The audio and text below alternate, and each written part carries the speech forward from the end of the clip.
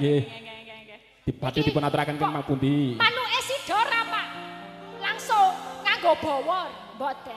Rasa langsung Mas, wah senengnya langsung ra pemanasan barang kok Bapak. Jelas langsung jelas gitu ya. Yuk, gasken.